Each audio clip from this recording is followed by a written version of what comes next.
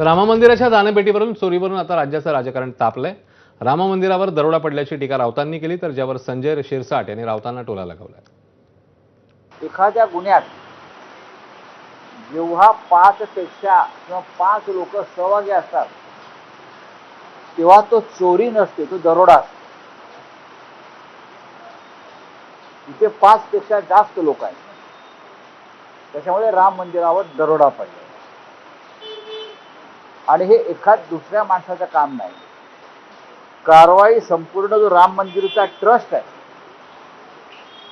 त्यांच्यावर व्हायला पाहिजे। ते कर्तव्यास मुकलेले आहेत, ते कर्तव्यास चुकलेले आहेत। संजय राऊत देशाची चिंता करतो। संजय राऊतांना तर जगाची चिंता केली पाहिजे, इतका महान नेता आहे हा।